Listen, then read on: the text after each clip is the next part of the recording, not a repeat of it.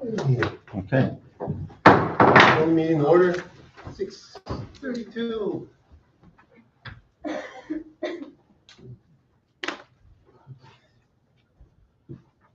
Pledge of allegiance. I salute the flag of the United States of America and to the republic for which it stands, one nation, under God, indivisible, with liberty and justice for all.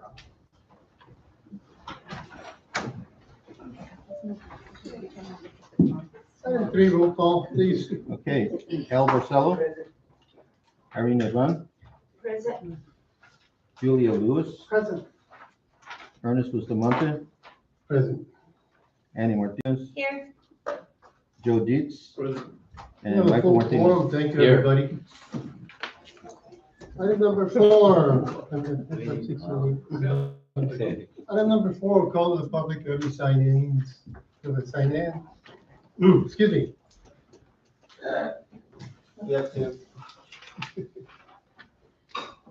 Rich Sanchez, the first one. Rick? Oh, there you go. Oh, you know what?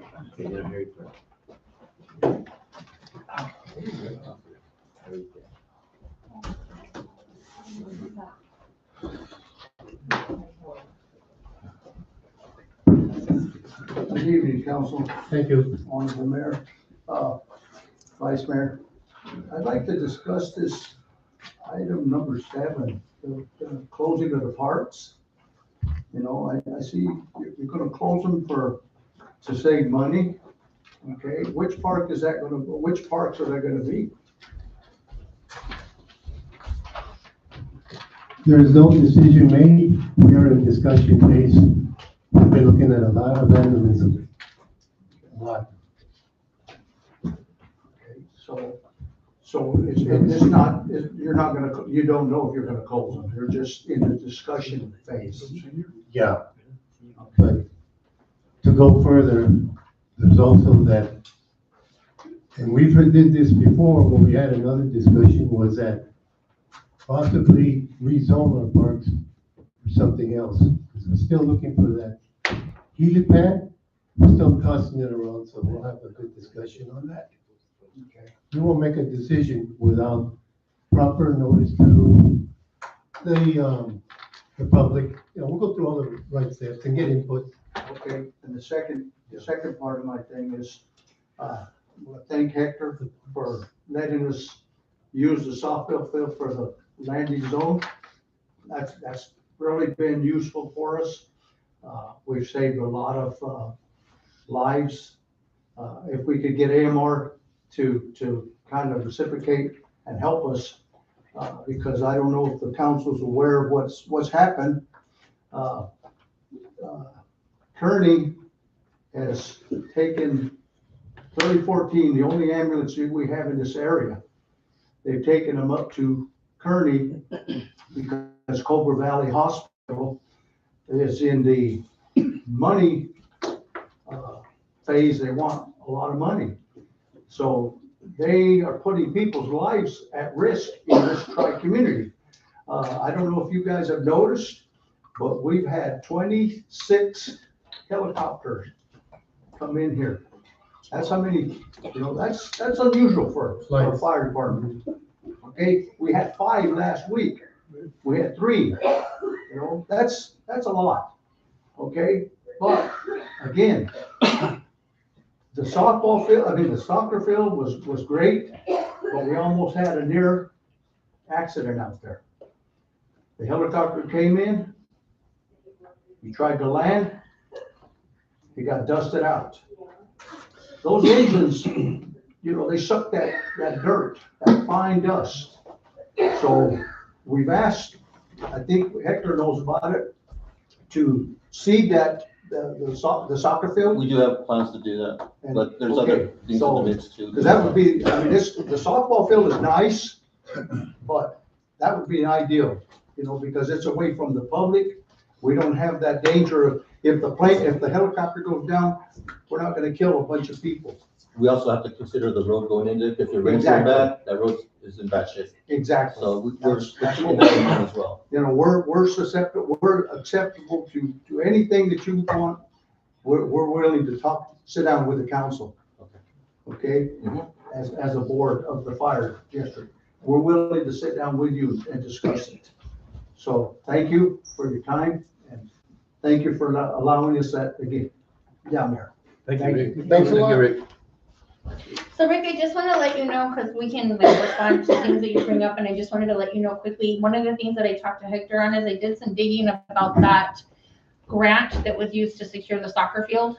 And I think if we get Public Works to look at possibly backing that road up further so that it would come down, start the slope further back behind the dialysis center and down, we would be able to pave a large chunk of the soccer field right there next to those restrooms without compromising the scale of the field and violating the contract for the youth sports. So with the seating and then us putting in an actual concrete pad for it, it should be fine. I know PHI has threatened to pull contracts because of the fact that they don't have a safe place to land. So that's something that Hector and I actually just discussed this week. And thank you for that. But what another thing that I think maybe the council could look at this, and with the attorney, maybe you guys can look at this. Superior just got 2 heliports put in. Okay? They were given a grant by the Arizona Department of Transportation. Okay? That's something that we can look at because, you know, it costs a lot of money. I mean, we're talking, you know, $700,000-800,000 to put a heliport in. And that's just a small one. You know, these birds that land here, you know, sometimes they're big. They're bigger than what, you know, Normal. so we've got to make sure that, but that's something the council can look at. I'm just suggesting that. No, it's good information to have because it gives Hector another avenue to start looking for grants there.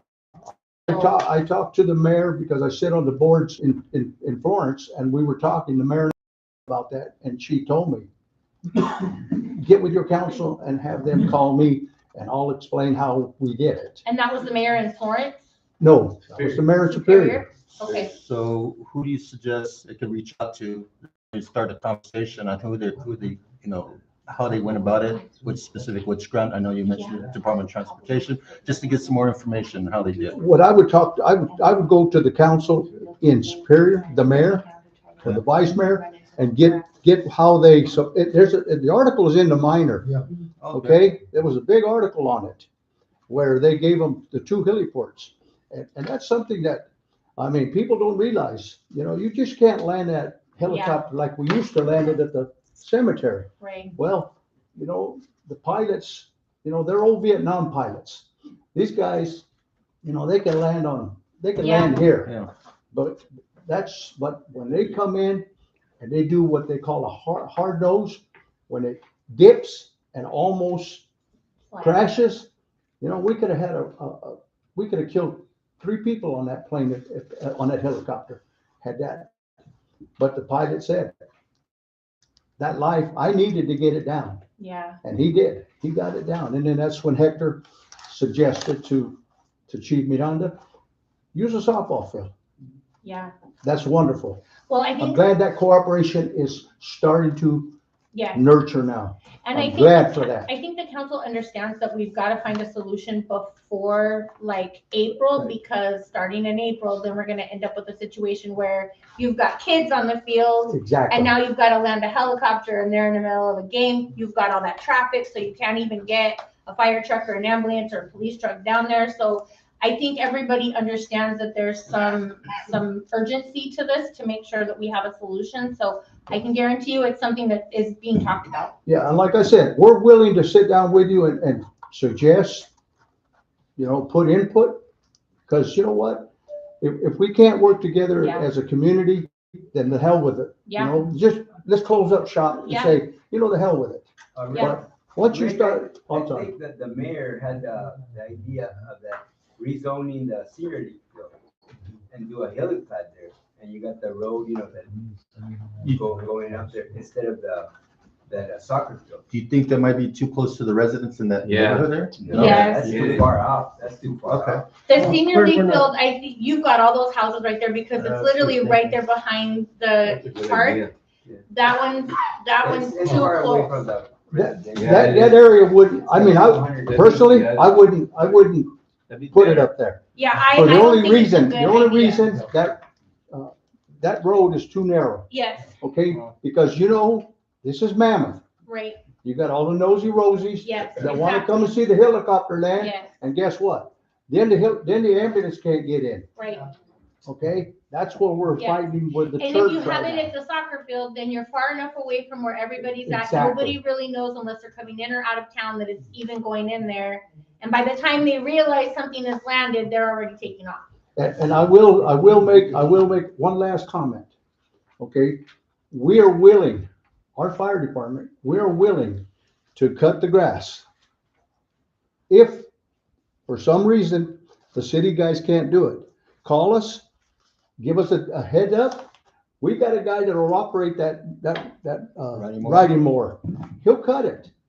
I mean, if we can't work together, then you know what, like I say, Interagency close the damn doors. Yes, Because it's no sense in fighting and being childish and saying, Right. this is mine, you can't play with it. Right. No, hell no. This is for the public. This is for people. You can't put a price on a person's Right. life. Okay, thank you. Thank Thank you, you, Rick. Rick. Okay, is anybody else? sign up? Yes, there is. Sign up? Any Martinez? Mayor, Council, I want to remind you, this is called public, it's not a discussion item, so we should. so I just wanted to update everybody really quickly on the Boo Bash. So we are all set to go through and get that kicked off and get that started. It's gonna be hopefully our first annual Boo Bash. There's a lot of different vendors that are coming out. There is the fire department involvement. They're gonna bring a fire truck, set it up. They've got goodie bags for the kids that they're gonna hand out. We've got commitments from all of our town departments except for one, which I'm hoping we can secure tonight. McNeil. Oh, we're already set to have 4 guys there. Oh, perfect. So we've got a booth for every town agency. So this was gonna be our first actual town collaborative event. I'm super excited and I'm super stoked. However, the one piece that is always lacking is the council. And I'm speaking to you not just as a council member, but tonight I'm actually speaking to you as a resident, as a taxpayer, and as a voter. There are several council members that are at every single town function. If there's a fire, they're there to help out. If there's a urgency and people are without power and we're opening the shelter, those people are always the same ones there. It's the same faces over and over and over and over again. So I'm going to ask and I'm going to urge each of you, because we're live streaming, so this is going out into the internet, that all of you that don't participate in this, show up. It's on the 25th. It's from 6 to 9. We're not asking you to work. We're not asking you to do anything except for come, hand out some candy, help us judge some booths. People are signing up to set up trunks to do that. We've got prizes for the best trunks. We've got prizes for the best kids. We're doing secret contests that we're not announcing yet. They're just going to be announced at the final thing. You guys will all know beforehand. All we're asking is that you show up, you spend an hour, a half an hour. If you can do 2 hours, perfect.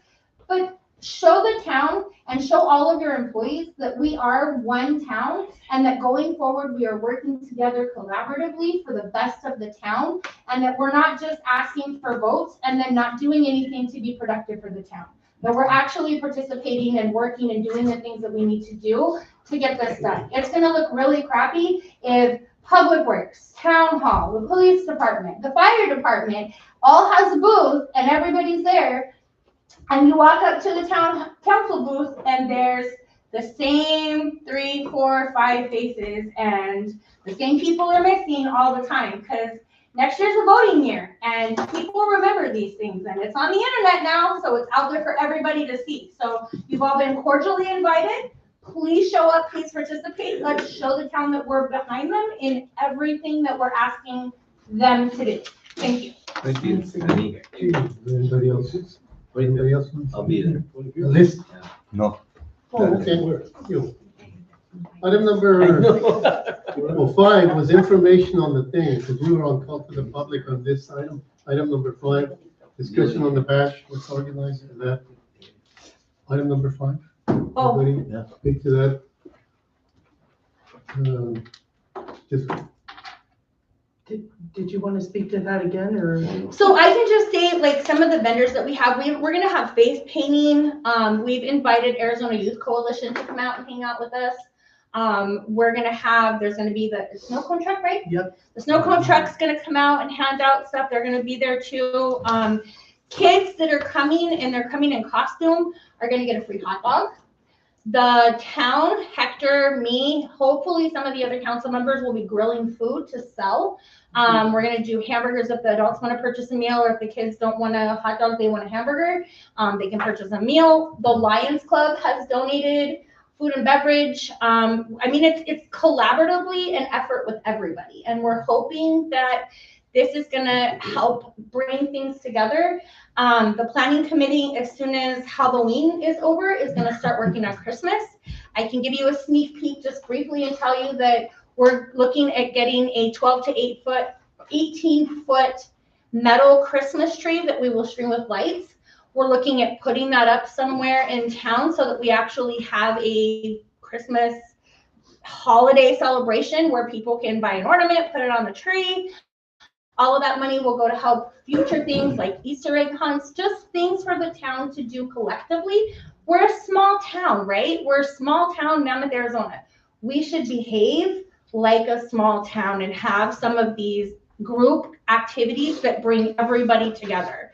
So with the Boo Bash, it's free to enter. There's no charge for people to enter in. They can come. There's going to be a live DJ. They're going to have a photo op booth for people that want to take photos in costume. It's going to be a really great time. It's 2 hours. It's going to be a lot of fun. And so I urge everybody to help pass the word around. And then if you have questions, contact any of your council members, or you can contact Hector at Town Hall. But yeah, it's going to be a lot of fun, and I hope to see everybody there. Thank you. Thank you. Okay, item number 6, informational discussion of our water update. And Hector, you have information? I invited Nathan Estes. He's the one that does our water testing to the meeting. He said he'd show up. Nathan, are you, hey, okay, come on up, please. I asked him to give us an update on that, and then if he could answer any questions that the council has. Hello, Mayor and Council. I'm Nathan Estes. I'm with Skinny Horse Services. We operate your water and wastewater systems. So we took lead and copper samples. We take them every year. It's an annual thing. We have 10 sites that we take them from. And this year we had 2 of them that tested positive for lead. One of them is Town Hall, and the other one was wastewater treatment plant. So both the wastewater treatment plant, I can tell you exactly why that one is. It's because we don't use a whole lot of water there, and it's very end of the system.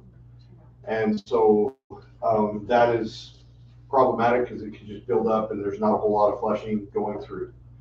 Town Hall, not exactly sure why that one popped. So it's going to be, we're going to do a little bit of digging on that. I've been in contact with George, George England is our ADEQ rep for Pinal County. And he is informed me that next year, most every system is going to go through corrosive testing. Because in Arizona, we had to do, last year we had to do a lead and copper, how do I want to say this? Basically a service line inventory of all the service lines. And when they were put in, and because we were incorporated in Mammoth in 1958, that was the time frame for lead lines, right? Now, the good thing about Arizona is we're west of the Mississippi, and we're a copper town, right? So we used copper instead of lead. Most of the lead is just in our lead joints that were soldered in the 50s, 60s, 70s, 80s, right up until the probably mid-90s, and then they quit soldering with lead. So it's not a big deal. The reason that we had to put out a notice is October of last year, ADEQ put in a new rule that if you have more than 10% of your lead and coppers come back with any anomaly, you had to put out a tier 1 notice, which is normally, for you have call forms or something weird happen, something big. Well, it's not really that big. It's just a thing that you have to do because it's the new rule. So the next year, so go back to Mr. George, he informed me, like I said, that most everybody's going to have to do conductivity or corrosive testing next year. And we're going to be no different. We're going to have to test for temperature, pH, conductivity, turbidity, and possibly some other things, but that's, we have another system that we help operate in Duncan, and they have that exact same. They've had one lead that has given them issues, and then they didn't take care of it, and so now they're on advanced monitoring, which monthly we have to do every one of these. Now, he told me it's going to be like every 6 months, so it's not that big of a deal.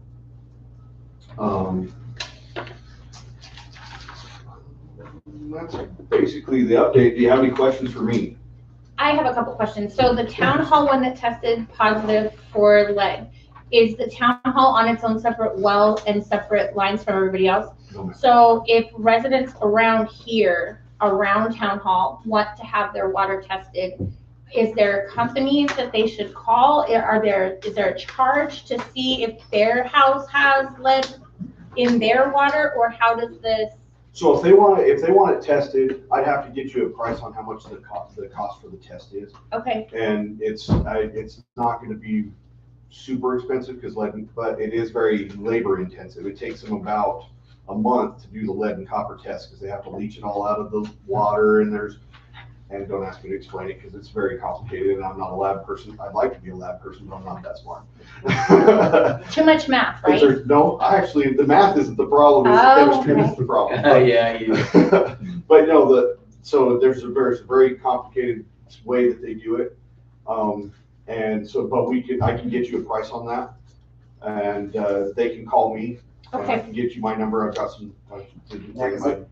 Yeah, I was gonna say, if you could, because I've have talked to several residents that are around town hall, that are all fed off of this, because I was under the impression that the town hall was on the same well as like half of Lower Mammoth.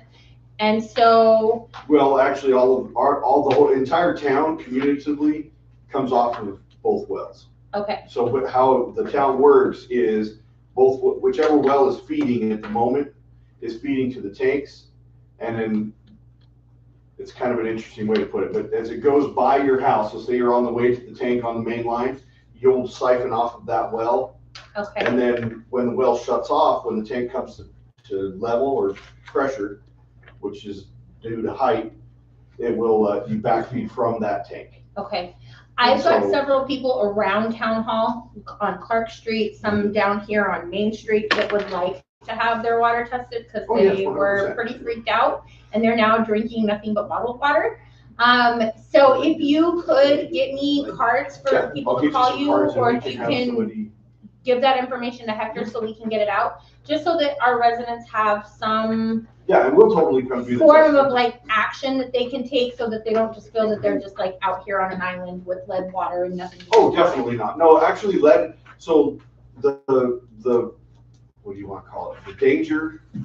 Do you know how many parts per million were actually in the water? Because the notice that we got didn't have that for copper or for lead. Do you So have it was those numbers? lead, both of them were lead. Okay, And the threshold is 15 parts per million, and they were at 19 parts per million. okay. I wanted to ask you, Yes, okay, when this tested positive, how come you, like Annie's saying, how come you didn't go take samples like this water's coming from Little Hollywood well? so this is cut, right now I believe we're running well 4. Yeah. Because well What 5 is other out. contaminations, since you guys do the testing, I think you should have tested like maybe Clark Street and down this way too. So we actually did. So we have 10 sites that we've tested, and these were the only 2 that tested positive. So that is. So we have sites that are around, oh, sorry, I didn't mean to cut you No, off. no, go ahead, go ahead. So we have 10 sites around town. We picked them because they're in different sections that we believe will give us a good, homogeneous idea of what the town has. And they all have to be within that 1950s to 1980s, date period. And we chose when I first came on, they didn't have any sites. And then ADEQ come back and called me and they're saying, "Where's your sites?" And I said, "Well, I don't know." And so then we went back and between ADQ and I, we went together and picked the 10 sites because of the dates the houses were built and because of the the area that they were in. So there was a couple on Clark Street. There's a couple that were down in this area. They're just kind of sprinkled out. And this one just happened to test positive. Now, that could have been because the sink or the whatever like if they pulled it from a sink that isn't used all the time, that hasn't been used for months, it will leach the copper out, no matter what.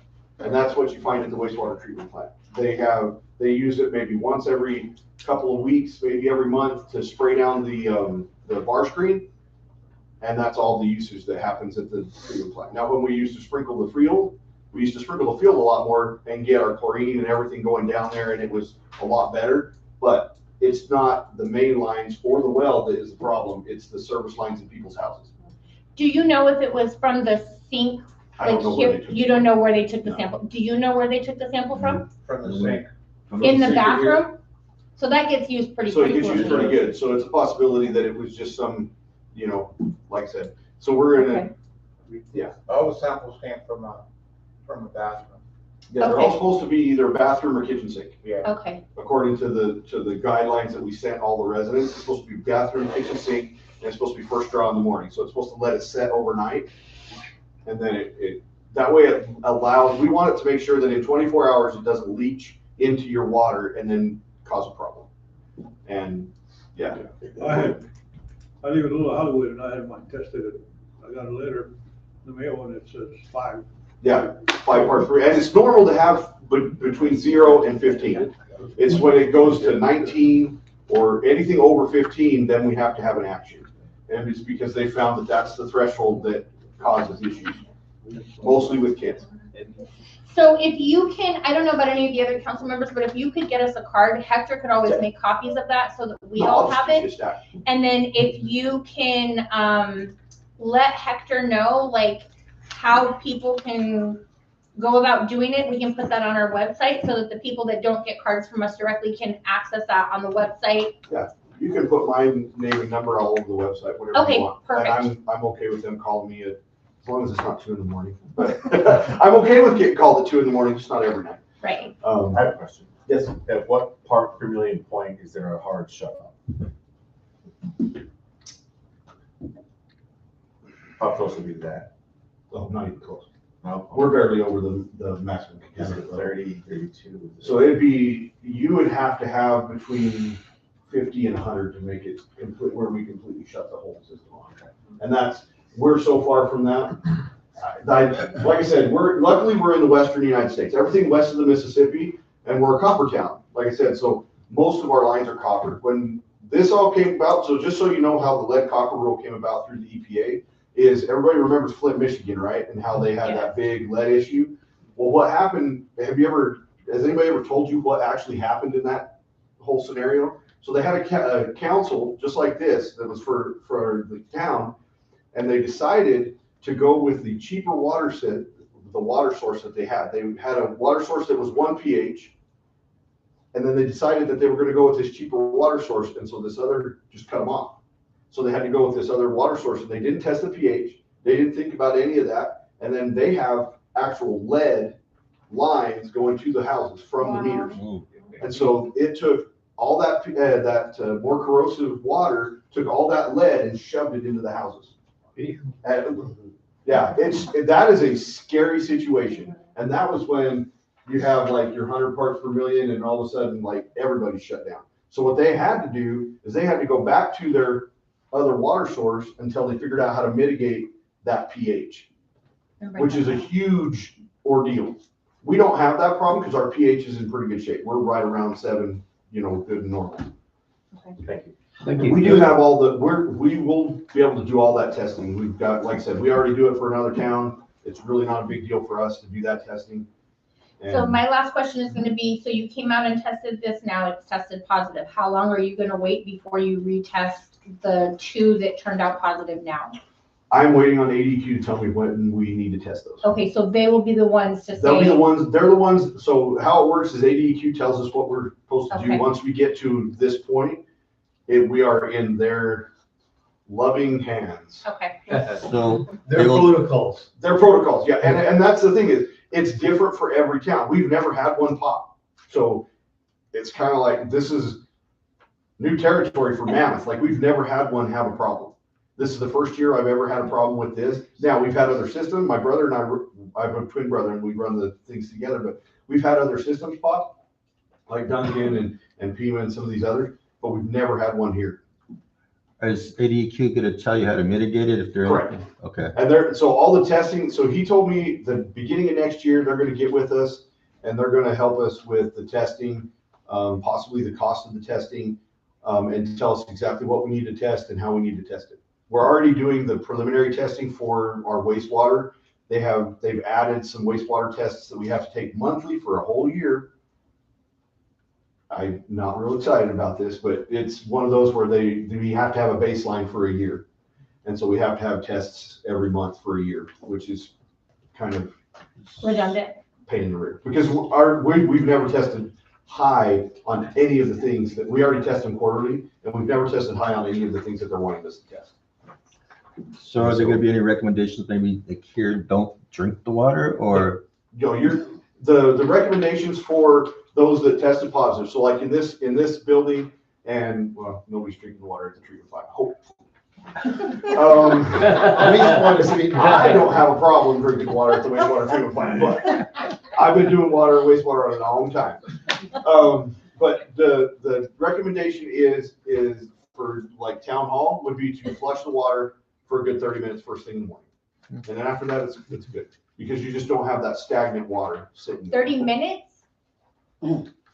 That's a lot of water at our water rates. Maybe use it for a garden or something?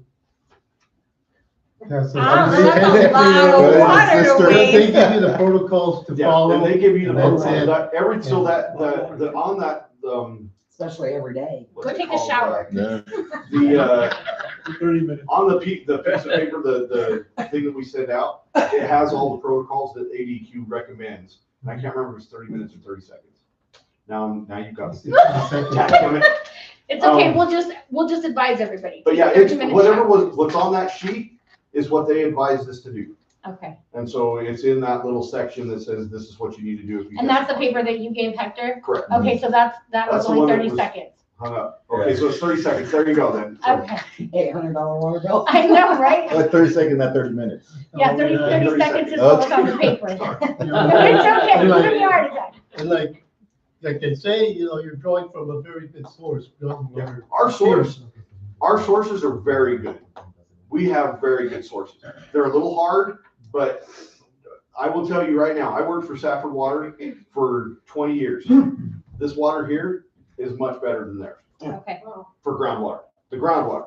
Mhm. Now, they have a natural spring that comes down, and sometimes it's good and sometimes it's not. But as far as the groundwater here is superb. It Okay. is great. I wouldn't have a better water. If you want a brewery, start it here. Yeah. You're the water guy. Hey, Joe knows a lot about water. Some other guys here, I tell people we have very good water. We have a good source. Yeah, you do. You have two really good wells.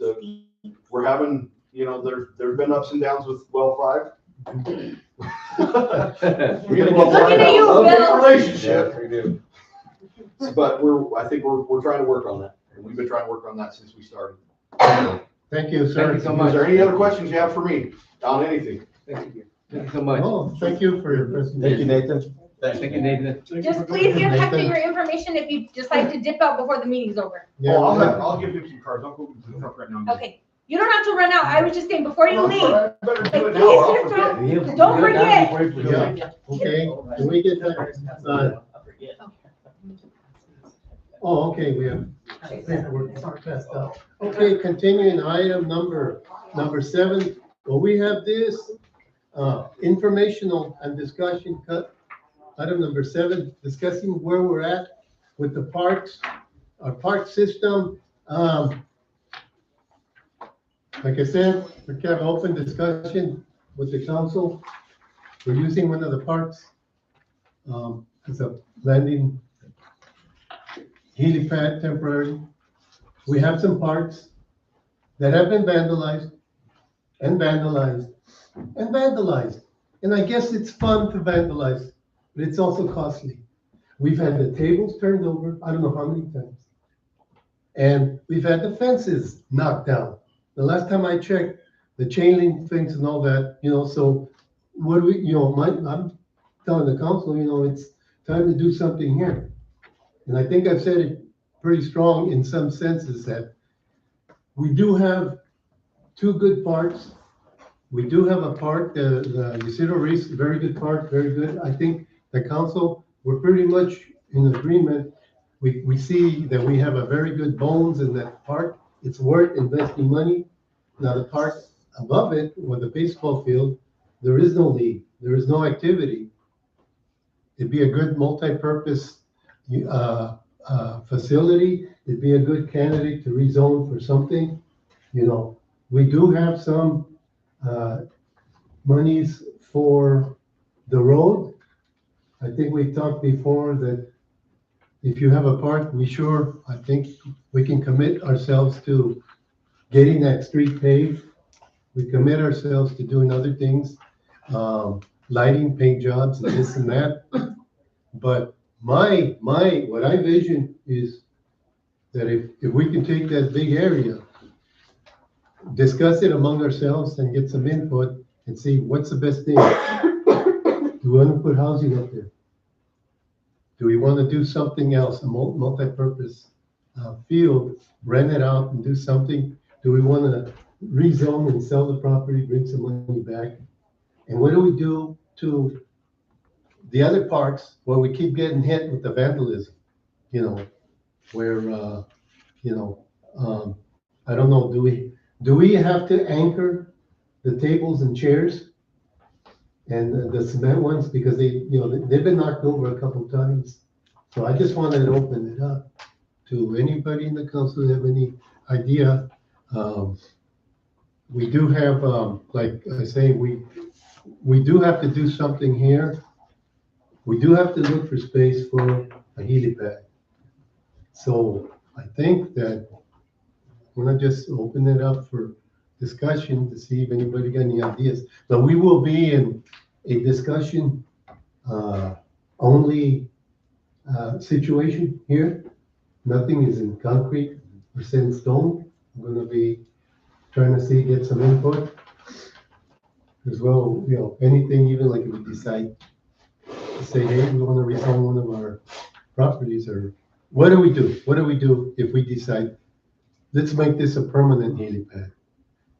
And how are we going to fix the continuous vandalism on the other ones? Because we do have an issue of that, the fence on the park in Fifth Street, it's gotten worse, and some other things also. So I yield the floor. Whoever wants to add to the discussion.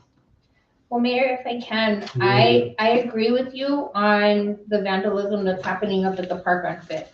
I've been by there at different times of the day and different times of the evening, and I never see anybody up there.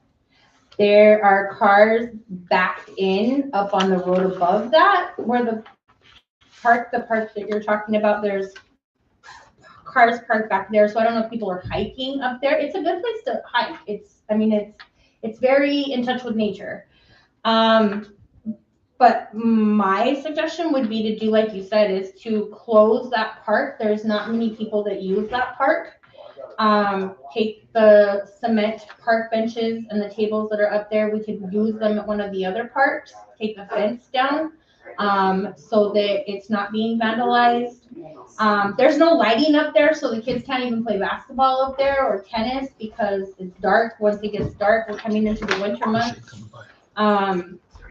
I agree with you that the senior league field would be a great area to repurpose for any number of things. I know that when we talked about the senior league field before, we talked about doing a huge area where we could do music concerts, where we could do swap meets, where we could do any number of things. And I think that would be a great place to do that. I will tell you that I disagree with some of the other comments about the helipad being put up there. There's too many people so I digress and disagree just a little bit with you, Mr. Sanchez. My thing with putting it up there isn't so much the looky-loos. You're gonna have those no matter where you put it, unless you put it at the softball or soccer fields. But my thing is people will start complaining about the noise. The people that are not trying to be looky-loos are gonna complain, and they're gonna be like, why are you landing a helicopter here at 2 o'clock in the morning? I've gotten those calls already for the softball field. People don't want the noise. Forget the fact that somebody's dying and in need of extreme medical care. People are complaining because the helipads wake them up. I think the senior league field would just be great to do town events on. It's far enough away from the highway that we wouldn't run into a parking situation, because you would have all of that desert area on the upper level of the senior league field that's flat. People could drive up there and park. We could put steps in. They could walk down to the senior league field. There's a number of things that could be used up there if you wanted to look at doing little tiny homes. I mean, there's any number of things that can be done up there. My thing is the parks that I think that we need to really work to preserve are going to be the park up here at the Little League field, because a lot of kids use that. They use it for Little League. They use it during the summertime to go up and play basketball. There's lights up there. They do games up there. It's a good place for us to hold different events, like we're doing the Boo Bash. Obviously the softball field, that makes us some money. I mean, we do tournaments there pretty frequently, and so we have girls that play soccer or softball there during the summer. I don't think that one should be changed. I don't think we should close the park over next to the senior league field, because people come, rent it, do parties. I think, yeah, I think we agreed to that. I think all We're all of in those agreement. are the parks that we need to That's all we're preserve. gonna enhance. I think those are where we need to take and spend our money. So I think for me, I suggest just like going up. I know we're not making any formal motions, but my idea would be to relocate what we can from the park on Fifth. So any park benches, any tables. I don't know if the hoops are any good up there. I know that we're always replacing stuff, but maybe Public Works can do something to salvage the poles in case a pole breaks at the Little League field. You can put a pole in, salvage whatever we can from that park, and then just tear the fences down and just let it be nature. People hike from the cemetery up through there anyway to get back up into Little Hollywood. Just turn it back into nature and let it be what it'll be. Then we don't have to worry about the vandalism. We don't have to worry about kids up there doing things they shouldn't, or other people up there doing things that they shouldn't. But I disagree, and I don't think that that's a good place for a helipad, just because you have all of the people in Little Hollywood. They're going to be doing looky-loos. They're going to congest that. That area is already congested anyway during summer with people coming and going to the pool. You throw in people trying to look to see what's going on with the helicopter, people coming out of their houses. It's going to be a mess. It's going to be a mess, and I foresee complaints from people about the noise. I don't think it's a good place. I think if you're going to look at the helipad, Public Works needs to go out, take measurements of the soccer field, make the road from the dialysis center to the soccer field shorter, so that we can add that acreage, or that, not acreage, but that yardage on the south end of that field, seed it, put the helipad on the north end of the field, and then there you go. Everybody wins. We're still keeping the soccer field in case soccer ever does get back up and get started.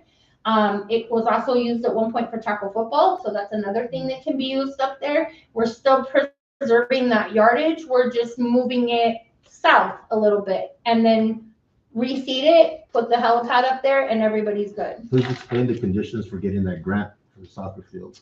The grant was done in it was titled over to the town. It was done with an earmark that said that land can only be used for youth sports.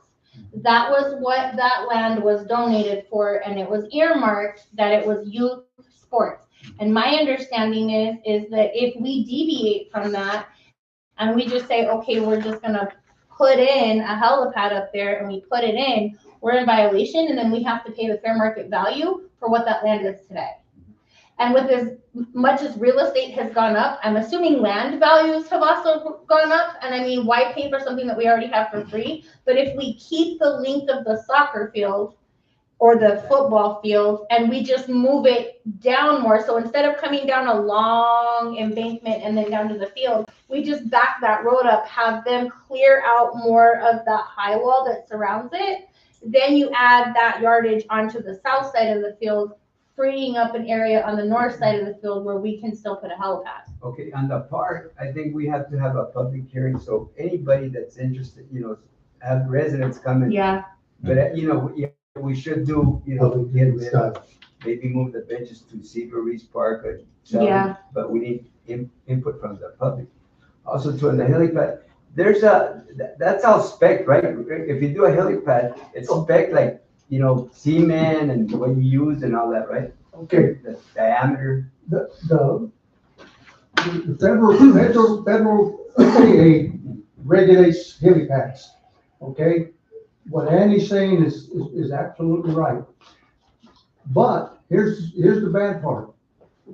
Here's something that nobody builds helipads because you have to have so much concrete and you have to have a fence around it. So we could not put a fence. If we put a helipad out there, we can't put a fence on that because that is designated youth. It has conditions on the land, Right, so, on the use. I mean, so we're gonna have to find an area that's compatible for everybody. Because if we put it out there, then we can't put a fence, number one. Number two, it's expensive. I mean, we got a bid of $850,000 to put a helipad, okay? And that was just the concrete, because it has to be 6-inch padding, okay? And it's gotta be so many PSI per square inch, tensile strength, because if you don't have it, once that helicopter comes in, it could crack that concrete. So you have to have a specific amount. Do you need rebar in the concrete It's itself? rebarred, it's rebarred It's good. north to south, east to west. maybe what we could do is have Bill and Hector go up because the town owns the land above the elementary school. Because the town has held on to that back in the 50s when they combined us with Salmonwell. The town was gonna put a high school up there. And then we ended up merging and the Salmonwell was like, Magma was like, we'll put the high school. But the town still owns that land above the school. So I don't know if we could clear off a section of that acreage behind Mammoth Elementary. Nobody's using it up there anymore. We could, if we could find a way to get a road up to there and clear off a spot, then you're out of the way of residents because there's a pretty big desert area between, what is that road up there? Oh God, I don't even remember the name of the road. On the other side of the tracks. No, it's on the, so behind the railroad. In the Hetzel. Yeah, like way up in the, Hetzel yes. Ranch, yes. So there's a big thing of desert between there and the elementary school, but all of that land belongs to the town. So if we could find a spot up there and find a way to get a road to that, that would be a pretty good place because you could put the helipad, you could put a fence, you wouldn't have looky-loos, you would be far enough back away from Highway 77 that if a helipad comes in, you're only gonna see it flying over. You're not necessarily gonna see that it's going right there. That might be something worth looking into because then it's a win-win for everybody and you're not having looky-loos, you're not having noise complaints, and it's safe for the planes to land. Because I know PHI has mentioned to the fire department several times that they're gonna cancel the contract. If someone's got a complaint over a helicopter coming in, that person has a problem. Because that helicopter represents only one thing.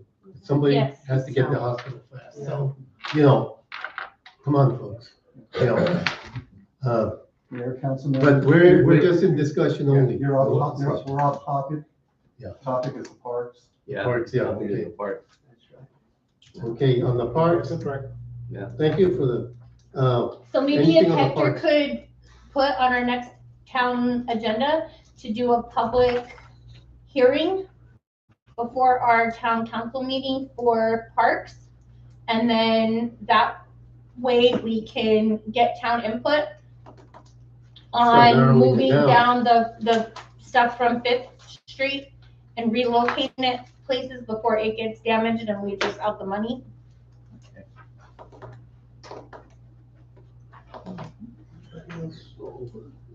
Anything further discussion on item number 7?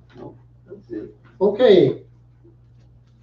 Item number 8. Due to Microsoft's notice of not providing security updates for computers using Windows 10 operating systems, it is necessary to replace all computers in Town Hall with new computers using Windows 11 operating system. And the request here is for a monetary amount. Hector, this is your agenda item. It has to do with Our IT service provider, the service. We can explain a strongly little bit more of recommended that. and said too. if we do not switch to get computers with Windows 11, then they may cut the contract because it's gonna violate any kind of security regulation, and it's getting us, there's jeopardy that someone could actually access our systems. And So- Windows 10 is no longer going to be providing support They're not- after the end of October, correct? Right, they're gonna stop providing security updates for Windows 10.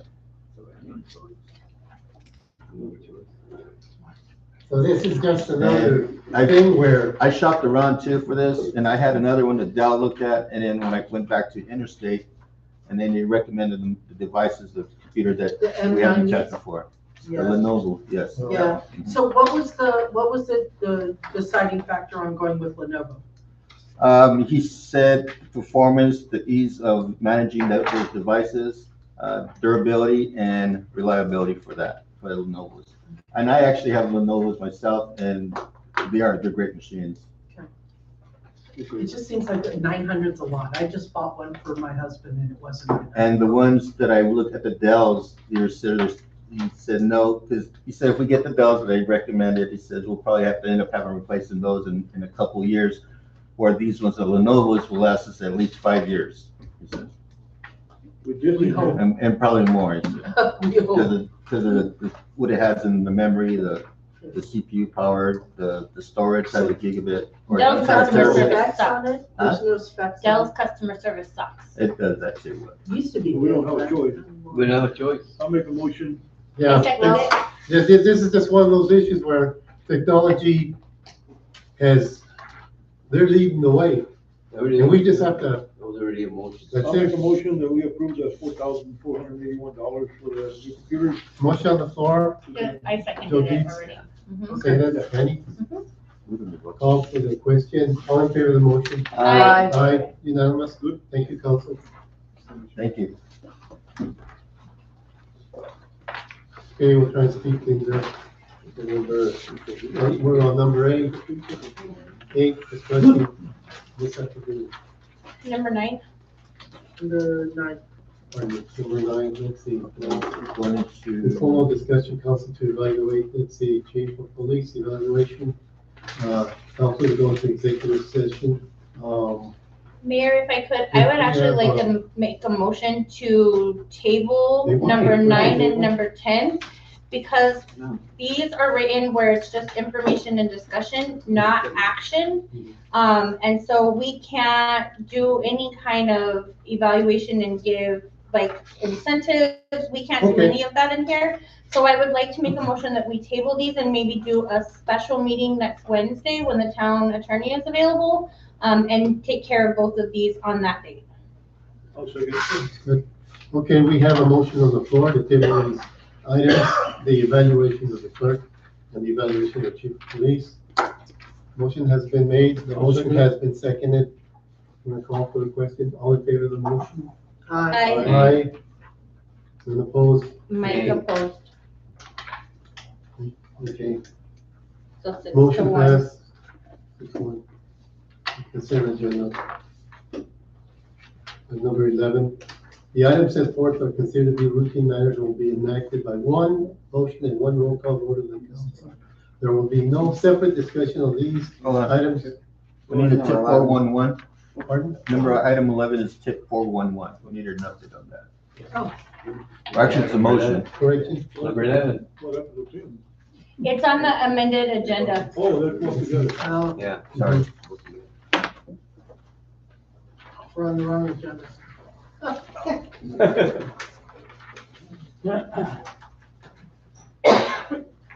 Okay.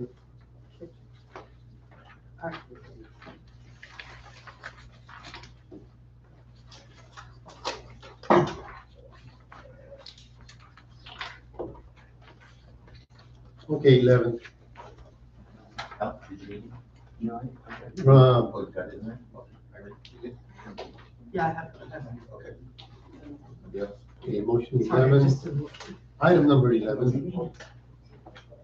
Police chief to provide an update on progress for TIP 411 and let the council know who is designated as the administrator level 1 that will direct efforts that ensure all action items are completed as required. Town council to discuss and if needed, appoint an administrator for TIP 411. Chief, I yield the floor to you. Great, thank you, council members. We're in good shape with that. We're set up. I will be the administrator. And I've double checked the system. We show enrolled as far as we can go as far as the software's been developed. I looked at the app. It's not quite finished, but they're still in the construction phase, but we're on board. Any other questions?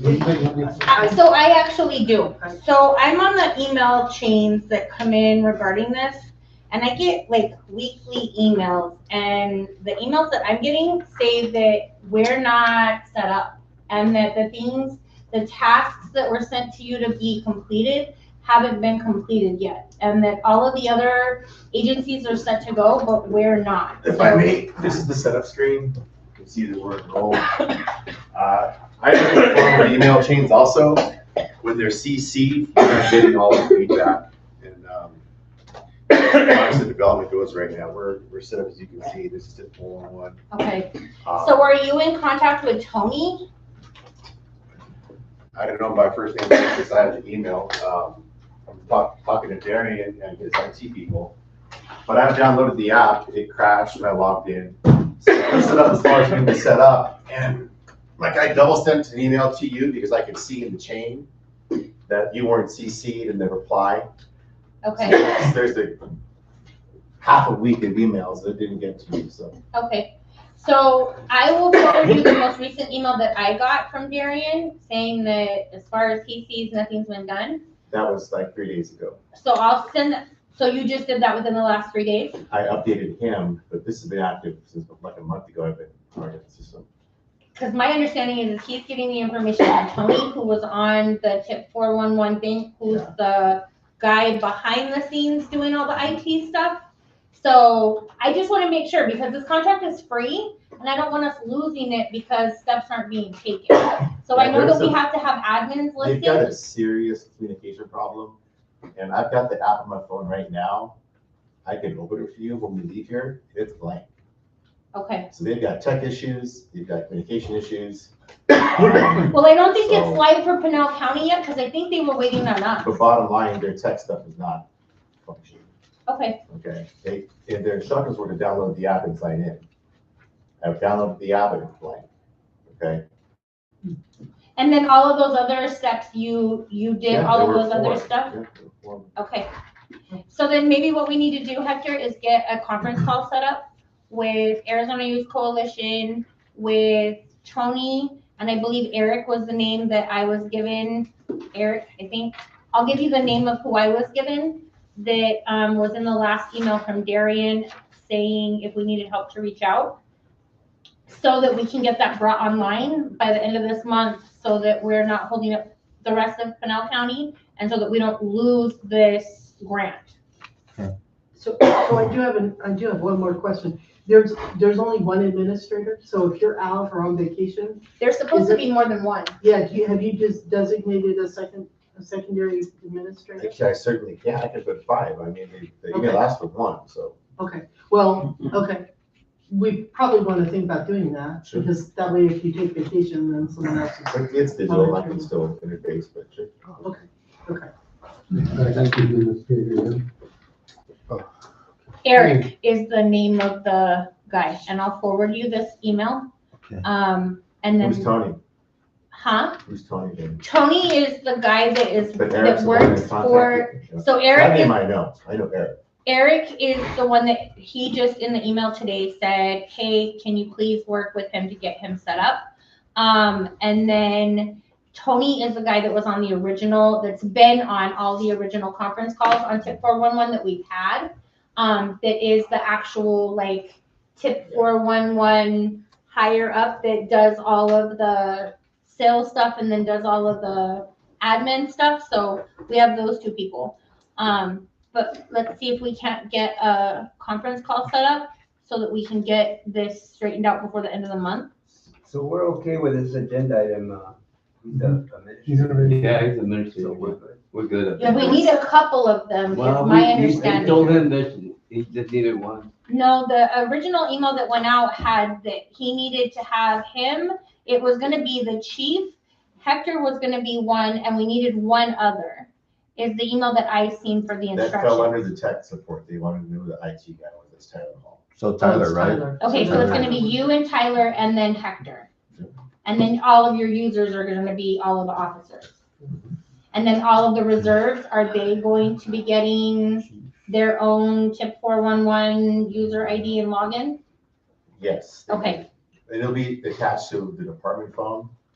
So I took away my chief's phone and I made the department phone. okay. So I'll put the app on there and they'll have the different logins. So you're gonna need a chief phone, No. since you're not using that one anymore? I use Well, it for calling like emergency stuff, whatnot, but but I'm saying if you have a phone that you're using as a department phone for the tip 411, and you're in Mesa and we need to get a hold of you, we don't have a way of getting a hold of you because your chief phone is in Mammoth.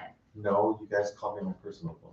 Okay, It's gonna be- Well, let us know if you need a phone, yeah, From because the the town town. should be paying for it. All right. because I could get that set up. I can get the phone and get it set up. It's If you been need that. easier just calling me direct. I write it off anyway because of my age of my appointment, so. Okay. Thank you. Thank you. So it's item It's number set up- 11 It's set has up as a been. motion, but what are we voting on? Well, if it's been corrected, if we know It's what's already good, corrected. we don't need the Yeah, we motion. shouldn't Yeah. Because it says if needed, Ah, got it, okay. So this is just no action. No action. No action on number, No action. item number 11. Thank you. Thank you all. It's an agenda now. Items set for are considered to be routine matters and will be enacted by one motion, one roll call vote of the council.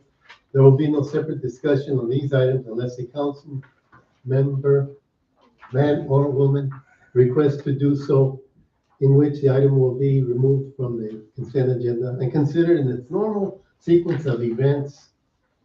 A, approval of staff recommendations and reports. Clerk report, police report, public works report, library report, accounts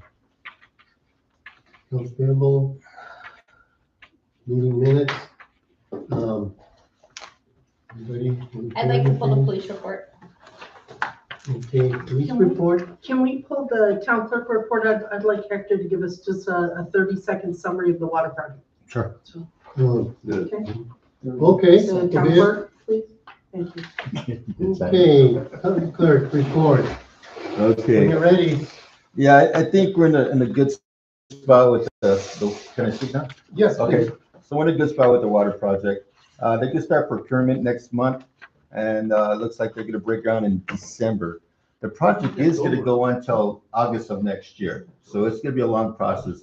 The booster station itself, they're gonna start working that in January, and and it says they'll complete it in February, early part of February. So they're not starting construction until November? No, December, I think They December said 13th October. is the I time. said they were gonna start in October. What- I know, What's but up? now because they gotta start procurement, which is, they have to go and Purchase all this stuff. exactly, that's gonna take all day. I think they're giving themselves like 30 days to do all that, because that's gonna be a lot of materials that they have to, get hold of. So when we approved the contract, it was presented to the town that they were going to start breaking ground at the end of this month. Yeah. Okay, so So I don't understand where we went from, we're gonna break ground at the end of October, and now they got the contract and they're like, well, maybe December. I mean, that's not January. starting off very good. no, well, the thing that, what I saw the difference was the procurement. They're spending 30 days for procurement, and it does make sense in larger projects to finding all that material that they need to get.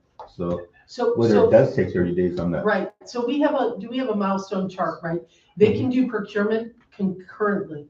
They Yeah, should be able to start working on trying to identify the roads and you know what I mean? Okay, I do. There's stuff they should be working on concurrently, Yeah. and that's why I think there's probably some, Well, I will get back with Bowman yeah, and K&G and see if there's any way they could adjust that timeline. Yeah. To, yeah, because Bump it that's up. not what was promised. Yeah. yeah. And so already right out the gate, Yeah. you're breach of contract, because you're saying that you're gonna start breaking ground in October. Now you're saying, December, January, you're already like, that's not how you start off a business relationship. Yeah, like you're actually like doing something actively to start replacing stuff. So can I make a recommendation that at our next council meeting, we have them come give us an update Yeah. and bring the milestone? Yeah. We want the project team to come in here and give us a quick update on where we are. would you like someone from Bowman and K&G? Yes. Yes. Okay. Both. Our town's residents were expecting us to be able to have a water project started here, like. in 2 This weeks. month. Yeah, This month. Okay. and so we need them to help understand what's going on. And I mean, we just had all those big rains. We can't do nothing with the roads. They're just getting worse. We're getting to winter. So what? Now they can't pave because it's too cold outside and it won't set, like, Come on. this is BS and I'm not happy. Okay. It just, How let's soon do just we have wanna them set come up in, that put it meeting? as, I'll write up an agenda item after this meeting. Let's put them on. How soon are we looking at? Next council meeting, is that okay? November 20th? It'll be November, but Nah, do you want I- to That's only a few weeks away Yeah, from we when need it's to do supposed to it start. sooner than that because you wait till November 20th. You're already how far in? Yeah. Good. do we Yeah, have- exactly. Like Councilmember Salas said, for that much, just sit on it. No, I think it needs to be done by like the 1st of November. Okay, I was gonna say the end of Because October. Yeah. they promised Yeah. that they were gonna start breaking ground at the end of October. So if we schedule a meeting the first week of November, they've got some explaining to do. Yeah. So, again, will have to be called a special Special meeting, meeting, yeah. right? Right. Yeah. It'll be out of And it sequence. should probably be open to the public as a public hearing so that I the believe public so. can Our ask our questions. residents Yeah. want to know. I mean, what's they're the going on. ones fitting the Yeah. bill for some of this. I Yeah. think No, I they agree with deserve to that. have a say. Yeah, let our residents hear from the team. Put them under the firing squad. Yeah. So, okay, yes, just try and get it as close to the beginning of the month or the end of this Yeah, month I as mean, possible. I will. And Yeah, the we'll see council will what we work get to try and today. make sure we're available. If not, we can call in or whatever, but if we have to have a special meeting, I agree, it's already off track and Yeah. we just started, so. Yeah, true. I know I'm getting questioned by, folks in my, Yeah, and, it's like anything, you bid on the length of pipe and overnight, boom, the price changes, so. Yeah. There's other things that we control certain things, and there's certain things that you do not control. So Well, and I that's understand, kinda but hard. like Vice Mayor, Let's push it as hard as we can. like Vice Mayor Lewis said, I mean, when you're doing a project, I don't care if the project is Yeah. big, you could still be doing some of your procurement yes. while while you're you're working. still doing other things. You could be out marking the pavement with where you're gonna do, I mean, there's so many things that they could be doing to get this project ready, so that as soon as they start getting things in, they know, okay, we're gonna buy these, this is our priority, when these come in, I can start putting these in. There's things that they can be doing, not just sitting back going, well. Okay. Cause then you're gonna be, well, the holidays and we're short staffed because everybody's taking off. I have questions around the holidays. It's the police report. They do. They do. Yeah, all of that stuff could be done in the interim. Without the baker. So, Okay, so yeah. let's, I'll get let's some- get them in here and have them give us an update on where we're Okay, going. he's gonna do That's that. good, thank you. Anything else? Move on, let's move on. Public work report, is that it? No, that was Police a report. town clerk report. Yeah, that was Was there town anything on the town clerk report? Pardon me. Okay. Public works Thank you. report, Police report. No, so the only other one that we Police pulled was report. the police report. That's it. okay. And so, I have questions. So I know you and I spoke on the phone, just so the members of the audience know, we were made aware on September 30th that PCSO is not going to be providing active patrol of the town of Mammoth any longer. They will still respond to assist as needed in emergencies, but otherwise will not be within town limits. I know I spoke to you earlier and you said that they are not in town hardly ever actively patrolling. No, that they were not going to be. But you're saying, when I talked to you earlier, you said that they have not been actively covering Mammoth, like, except for 2 times this year, they haven't been Yeah, covering the shifts. question was, were they covering a shift for us? So they are They're covering, not covering any shifts for us. Maybe twice this year. We have somebody call it sick. okay, so can you, I guess I'm kind of lost then, and I know that my question, I'm not the only one with this question. So can you explain to us, if they haven't been actively patrolling in Mammoth and covering shifts in Mammoth, why all of a sudden they need to formally put us on notice? So there's a lot of misstatements there. A shift is when someone comes on duty, like at 6 a.m. to midnight. It's different than actively patrolling. A shift is different than that, okay? So they're not covering shifts in Mammoth. They never have been. They covered 2 emergencies, somebody called out sick. That's a shift. So what are they doing? Hold on. So actively patrolling is what they've been doing, okay? You've seen them on the highways here. You see them in town. They have been actively patrolling Mammoth. And they respond to emergency calls for service, like a priority 1 type situation. This information, this lieutenant is no longer going to have them actively patrolling this area. He wants them further out in the unincorporated areas. Do you have the email that was sent to you that tells you this? I would like to see that. It was a meeting. He came over here at 7:30 in the morning. That's the first time I ever met him. So I will just explain what I know, and then you can correct me if I'm wrong, but please do it respectfully, because you're a little disrespectful right there. So with, Is there a second on that motion? No? With the way that you're talking about, they've never been actively patrolling inside of Mammoth. When the previous chief was here, they never actively patrolled and responded to town of Mammoth calls. They only responded to town of Mammoth calls in the event of a emergency, and they were backup. So you're saying they're not actively clocking in and patrolling this area, but you're saying they're patrolling this area. So I'm super confused, because if they're responding actively to a town of Mammoth call and a Mammoth police officer is not responding to that call, that's exactly covering town of Mammoth shifts. They may not be clocked in and covering this area for the entire 12 hours, but if they're responding to, I'll just give you your incident in Little Hollywood. Wow. So in the incident in Little Hollywood, if we've got a sheriff's deputy that's there before a town of Mammoth police officer, I don't know when that changed, because it was never like that with the previous chief. It was always, we provide backup, but I keep hearing more and more and more that PCSO is getting 2 calls before Mammoth police officers.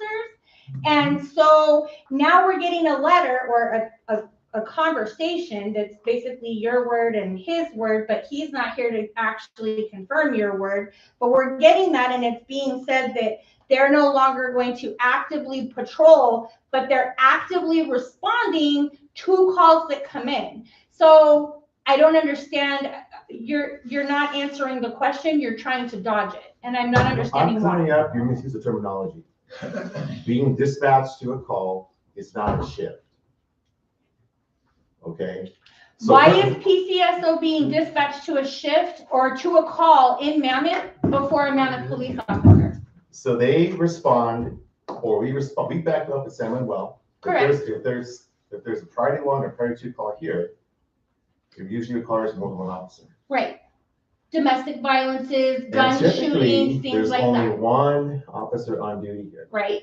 So therefore, where did the second officer come from? Pinal County.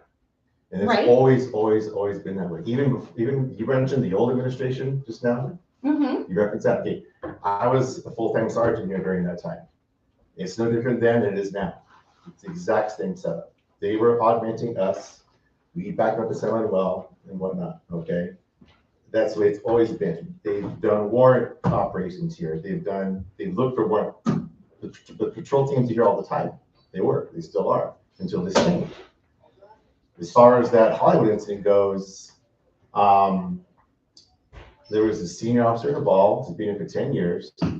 They did not have an issue with his response time. They had an issue with what they termed was his handling of the incident, his officer safety, okay? That was their issue with it. But this is one incident that they're pointing at in a subjective manner over the course of probably a year or so. The real issue is county is retracting coverage. They're doing the same thing in Kearney. They're doing the same thing in Winkleman and Superior. I pull up this GPS map right now, like I just showed Bill, because I knew this was coming. And the nearest county unit, there's one in San Manuel and one in Oracle. There's none in Mammoth, none in Winkleman, none in Dudleyville, none in Kearney. This is an active GPS, and none in Superior. Okay, because San Juan Valley is consuming a lot of their manpower. So they're shifting their focus that way, and they're not going to actively patrol, according to what I was told, that. Okay, an active patrol is different than a call for service. So I understand what you're saying, that it's different, and I'm not arguing with you over that, but what I am saying is that you just referenced that this incident was mentioned in this conversation. So if that incident was mentioned in this conversation, what was relayed to me was that they were not able to get a hold of the chief in this incident that we're talking about, that they tried and they were not able to reach the chief, and that this was not the first that has ever happened with the new chief, that this is something that happens quite frequently, and that's why they made the decision to only back up Mammoth in the event of an emergency. So tell me who this they is. Who is this they?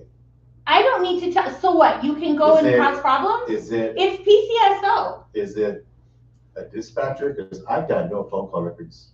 I was told about the incident, but I wasn't asked to come out. Okay, so I wasn't aware of the incident. I don't get dispatched from where I live in East Valley to calls that are active out here. So let me ask you a question. Do you not think that as the chief, in the event of a shooting, I mean, you say that you've been a sergeant with the town of Mammoth now for over a year, right? A year and what, 8, 9 months, 10 months now, according to you? So you've been a sergeant with the town of Mammoth for almost 2 years. That means in that period of time, how many shootings have you responded to? Or how many shootings have you actually heard of happening in the town of Mammoth in the span that you've been here? Not counting when you weren't here, just since you've been an officer. It's not something, would it be fair to say that it's not something that happens all the time? That it's a pretty big deal if there's a drive-by shooting in Mammoth? Is that fair to say? Okay, first of all, there was an investigation in progress. It was being handled fine. Okay, we had suspects identified. We had shell casings recovered. Okay, so I did take that phone call. I was called that night, and I provided feedback to the investigation. I can do that remotely. So, but you're not answering my question. I asked you. I don't remember how many shootings have been here. I don't know. I asked you if you don't think that that's a big deal. It is a big deal. You don't think that a chief, so I think this is where the disconnect comes in, because it seems like you're very indifferent when it comes to the town of Mammoth being your town. Like, most chiefs are very prideful over the town that they run. And this is my town and I want to be a part of it. And what goes on here is important to me. To me, if hearing a drive-by shooting, I'm not the chief, but as a taxpayer, that was pretty important to me to find out that there had been a drive-by shooting in my town. I understand you don't live here. I understand you live in Mesa. I understand it's a far away. But that's why you've got a take-home vehicle with lights and sirens on it. Right. Is so that you can come to Mammoth in times like this when something big is going on. Because I understand you said it was a senior officer that had been here 10 years, but can you honestly sit there and tell me it would have been different if it would have been our other officer?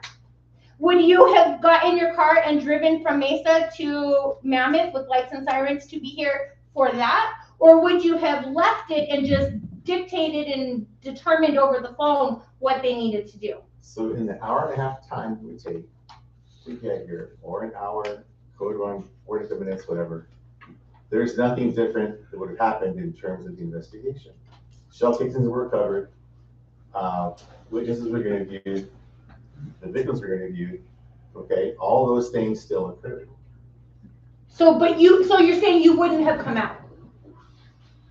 In this last incident, I Yes. didn't come out. No, I know you didn't come out for this incident, but I'm saying you cited to the fact that it was because you had a 10-year officer on the force. So I'm asking you, you have a take-home vehicle for specific incidences like this.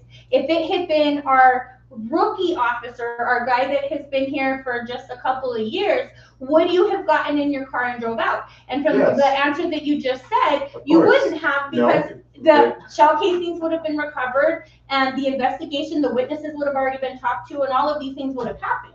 Is that not what If you that said? officer sounded confused and not knowing what to do, that would come out, absolutely. But if the officer's talking to you and you're telling him what to do and he's like, yeah, okay, I got it. Whether he's been on the force for 10 years or whether he's been on the force for 6 months, you're not coming out, is what you're saying. No, that's not what I'm saying. Me coming out would have changed nothing, okay? If it happens again next week, giving your feedback, I'll come out. But bottom line, there were no injuries, no arrests were required to be made, there's no probable cause for arrest, and all the evidence in play was recovered. There was no injuries. Correct. No injuries to who? Nobody was shot. Somebody was shot. Somebody was shot. Well, they didn't tell the police. that Yes, night. they did. Yes, they did. I talked to your officer. Yes, they did. Somebody was shot. Yes. And so I can understand. Who was transported to the hospital? Does it matter if they were transferred to the hospital or not? Somebody was shot. Lieutenant Zovo has cited this incident and the lack of communication and interagency work with the current chief as part of the reason why they're not wanting to work with us anymore. You don't think that that's a problem? This We is the have first I've always heard of had this. a This is very the first- good. This was the first time Zoppo and I ever spoke. So him telling you that we're not working together is news to me, because this was the very first I time I haven't ever talked met to him. I've talked to someone else at PCSO. It wasn't All him. these days and someone else. So we need to have a meeting. You don't, yeah, we do, because you don't even, the fact that you don't even know that somebody was shot at a call that you No, refused to go to Nobody is was a shot. problem. Nobody was shot or Yeah, transported okay, that night. you know what, we Vice had Mayor- enough, let's get. Vice Mayor Lewis attended a meeting where it was confirmed by your officer that someone was shot. Your officer confirmed in a meeting the other night with me and the mayor that someone was shot at that call. Whether they got into an ambulance and drove themselves somewhere else, or whether they denied medical treatment and they drove themselves to the hospital, or they did whatever they needed to do, that's irrelevant. The fact of the matter that I'm making is this is a problem. EMS was problem. And they treated a patient on the scene for a gunshot They did. out of the mouth of your officer. There's a lack of communication between officers of the sheriff's department and officers of the town of Mammoth, and I don't know why, but we need to work on this, because as a resident, not as a council member, but as a resident, I am highly concerned, because my fear is this: what happens if you're in I don't know, you get some kind of flu or something that knocks you on your butt and you're not able to come into work, right? You don't have coverage. So we've always been able to call PCSO and say, hey, you know what? I don't have any coverage. I can't get a reservist in there. Can you guys please cover the town of Mammoth? And they've always been like, yeah, we got you. Don't worry about it, brother. We've got you covered. And now, because of handling of this situation and other situations that have happened in the past, they're like, no, hard line in the sand. You're on your own. And that's not a true. problem. We have an existing IGA that says differently. That's Yeah, you what- have an existing IGA because of the radios, they- but that's they- not for coverage. they- That's for the radios and the dispatch. They are still obligated to provide service to the county Radios and in this dispatch. area. Radios and dispatch. Their obligation to provide coverage for Pinal County in this town does not change. That's true. We have a problem. We probably need to Yeah. have a meeting. Separate meeting. Yeah. Separately. Okay, okay. We don't go into- Okay, this is I just will the make the police motion report. that we approve the approval of staff recommendations and reports, accounts payable for payment and filing, budget expenditures, and the minutes. I second it. Motion on the floor. Mike, you second. Yeah. In favor of motion? Aye. None opposed? Okay, motion carried.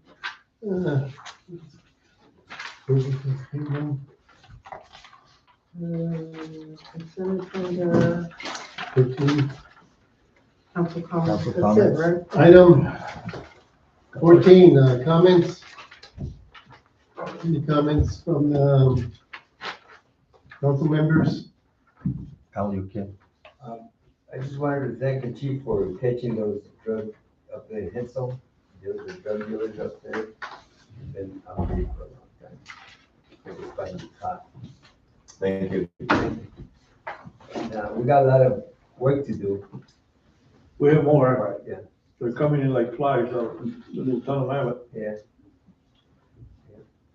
What, pardon you? Oh, I'm sorry. Oh, I know. Okay. I was gonna give you the floor. Go ahead.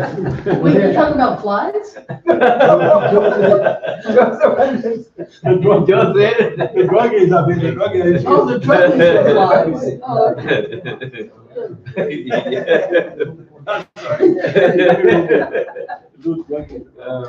Too much manure. Okay, Irene, nothing? Julian, No, I'm good, thank you. Joe? No. Mike? No. Ed? Nope.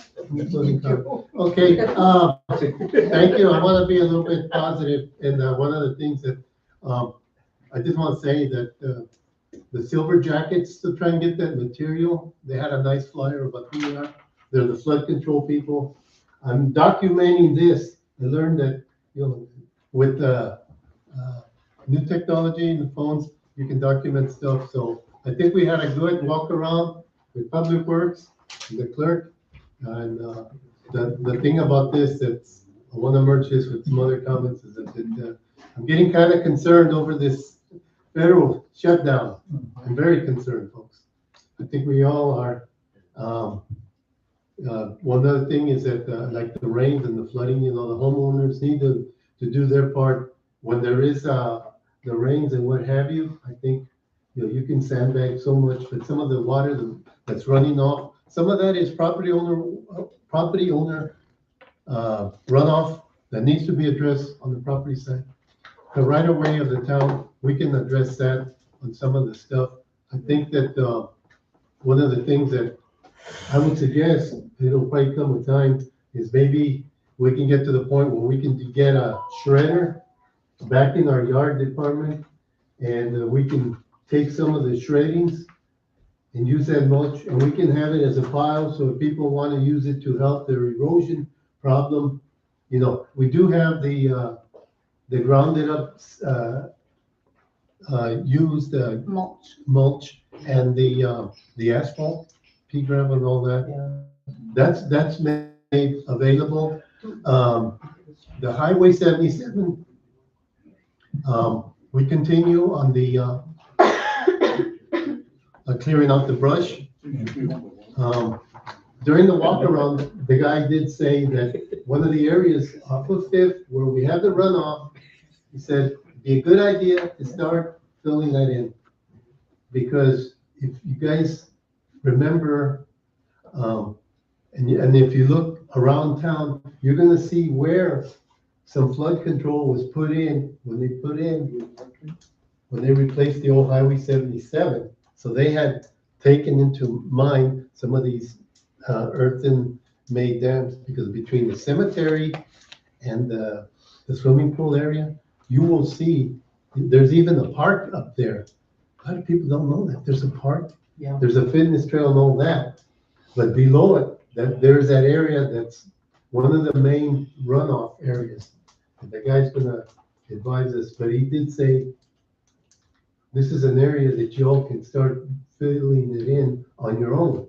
And then it goes back to, if we do something on our own, it strengthens our argument because to ask for some of these agencies to help us out and say, hey, we're working on this, we're doing some mitigation on our own, on erosion, or what have you, we need some help. And we start making these applications for Couldn't they take assistance. the stuff that's out there at the landfill now and put it in that area, even though it's not completely mulched? I think so. I think the I guy's mean, I would saying, think, could you guys not do that? we'd have to look. I know you're busy with the water project. But. And, just to make sure, we haven't, some of these discussion items, like the park and all that, we'll do our homework and our due diligence, but I think that we're pretty much wanting to enhance the Cedar Reefs Park. The senior league field is a good candidate for some other stuff, but it's like I say, we got some HERF money. We could do that, any place where you're gonna attract people, you gotta do the road. And we do have some road money. So we will have do our homework and study and have a good discussion and get some ideas and feedback on the parks and all that. I think that's all I want to say. And another thing, where we are with P and Z, if we could fast track, there was a zoning request on there. If we could do a little bit of fast track on I'm working on on an it. issue. I've got a meeting set up tomorrow, actually. They were having a big meeting tonight, so he had no time for me today at all, but. Yeah, because one of the things is that when we all know about this is that the school property being a candidate to be rezoned, and then a business wants to go in there, and this is something that will help us. Somebody bought it? Not yet. After rezoning. Yeah, we're working on getting it Rezone. Sell rezoned. it to a business, but they won't sell it back to us. Yeah, What's up with that? yeah. That's our. I say we don't rezone it. Cool. I say we don't rezone Yeah, it. This is- yeah, we're gonna get the This final is say. Oh, only the good. comments, we can't Mhm. say we Good. are, but I'm just saying is that that's just one issue. Okay, I think we've done We're done. pretty good. We're done. Just one more thing One more about item. the school. I talked to that attorney today, and I told him that as soon as we could do maybe the November 20th council meeting, we could have. Cause I need a research, I need more presentation. research time. You can come and give us some information to the council, and the council, at that point, if we want to make it a motion, then we can decide what we want to do moving forward. Do we want to proceed with the process of him going and taking that property over, or else we just, say no? Well, I don't want to say because It's it's, council comment. I'm under council comments, but there's I'm sorry to some more to this. More Okay. later. More later, but it'll be good, guys. I make a motion, we adjourn at 8:05. 8:05, second. Motion made, seconded. Call. Let's go. Thank you all. Thank you. We have a meeting Wednesday with the water people. Al? Yeah, it sounds like it's Wednesday. See you guys.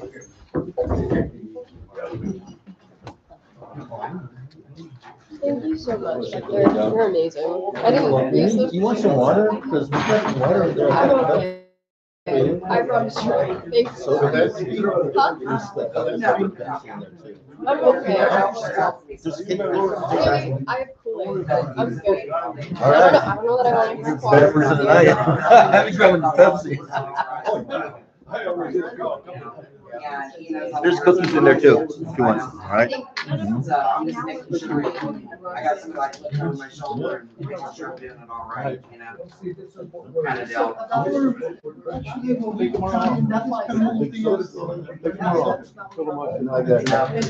sure we're doing it in the right way, because errors, step change. So, what I'm Rezoning is the domain of the local government, right. because it's gonna have to. And this is already happening in Scottsdale. The council passed the project, another council came in and changed it. Then the people said, no, we're gonna file an election to override, and the state legislature went in there and said, we're gonna override meetings, which you guys But I are will doing. tell you, They were gonna override, it's a big deal in the valley, and it's gonna affect the zoning law of the state. Because I just see this as that, they can even do the, what do you call it, I could have caused this meeting, and I waited until Well, you finished. and they told me they got the engineers out there to look at that road, because it's in bad shape. You could have. I don't think the road, You know what? they either want to. Yeah, but they gotta make sure, it's profitable. All the repairs and everything. Because it's in bad shape. And they are gonna need to going out. There's no way that we're supporting them up right now. There's too much road. It's like a used car, if you buy as is, right? Right, but they've gotta make sure, they gotta do their due diligence, is what he's saying. So, it's a dance right now, but. Well, I don't see it as a dance where. Well, it is, it's gonna cost me half a million to So, The thing is, they gotta decide if that building's worth it. these people are John Gillespie, their attorney. They specialize in zoning things. That's one of their specialties, and they work with the zoning people to get. Yeah. So I don't know what's going on there. I thought this thing was gonna be a slam dunk. In a way, it is. It's just. Yeah, and then coming before you guys take the final look. You know, no big deal. Well, the zoning. I'm gonna From commercial to residential. I'm gonna rezone them to industrial. Yeah, well, that's how I'm gonna do it. And I'm gonna approve it, and then I'm gonna send it to you guys, and you guys make the final call. If they're gonna put the other buildings.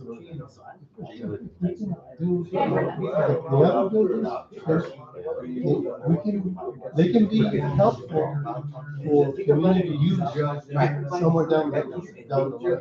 I like that too. That's what I'm looking for. You know me, Gary, I own a business, so I'm all about business. No, we're not. We're not. Oh, Skinny Horse, is this the water guy? Yeah. Yeah, it's been going pretty quick. I'm glad. These people that can help us out. They can help us out. Yeah. I mean, small donations and stuff. I'm looking at a long road. Exactly. Thank you. Don't worry, I got it handled. Thank you. Yeah.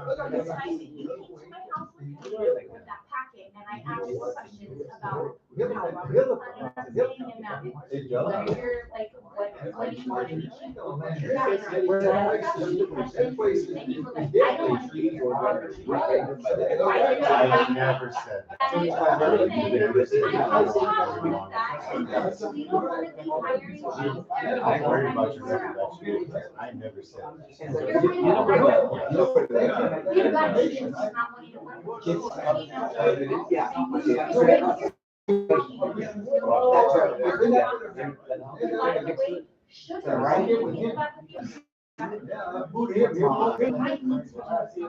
Internal looking there, but because if people are wanting to do you, that will your interest, you've got to be responsible. Okay, hang on.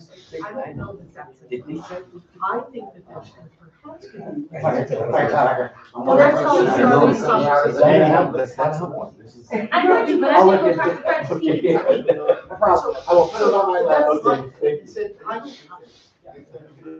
I'm not saying do that, right?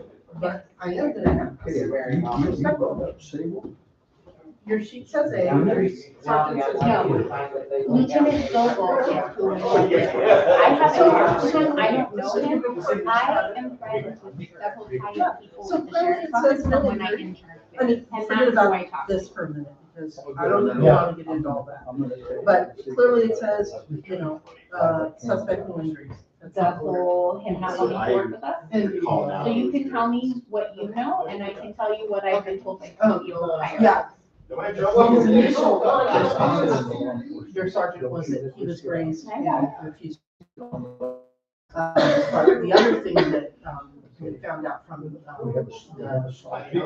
EMS treated him was that it was more. Yes, I understand that there's some political stuff that is The going guy, on. because. But I will tell you that I heard from He was gonna someone have higher to than be reported as a gunshot, right? And so because of little knuckleheads.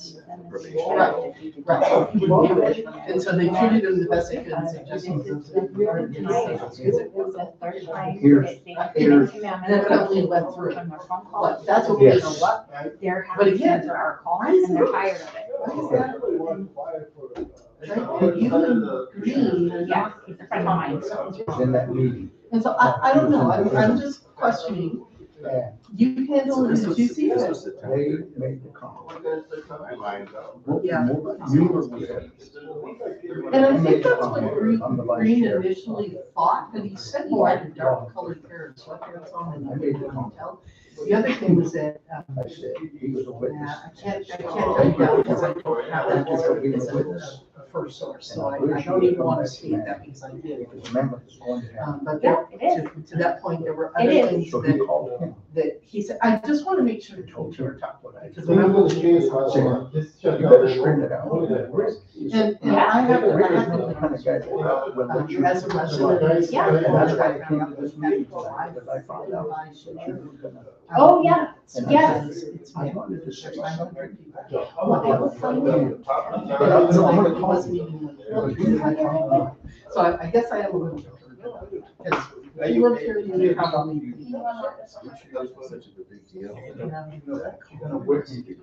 Yeah. And you know, to be fair, I see sheriffs doing their like thing all the time, I mean, so I know that the sheriffs are still coming. I understand the difference in terminology. So I understand. She's probably questioning response time on the incident. Probably the way it was handled. You may want to just, my suggestion would be just review this incident together, the two of you, and make sure that you understand clearly in your mind that he behaved in the right way. That's all I think. I would ask, I'm gonna let you deal with that one. So the two of you obviously have a lot of work to do, but in my request to you would be. Just, make sure that you will be on the same page. Dude, I don't know, I'm not getting involved. All I'm saying is, I heard one thing, and I'm seeing something else, right? And so, and I like Green, Green's been around a long time, right? And so, I trust him. But I don't know what that bullshit is between you and that. Yeah. Oh, Yeah. of course. Yeah. Well, the color court and the other color court. That's good. Yeah, but you know what? Yeah, yeah, but here's the thing. No, I did not know that. Ah, okay. Oh, no, he's going to the, because they hold down the ballroom. All the traffic is here. That's right. He's right You can though. release that money to, for healthcare, or for This food is stamps, not whatever, something, you know, but. What does people have? Yeah.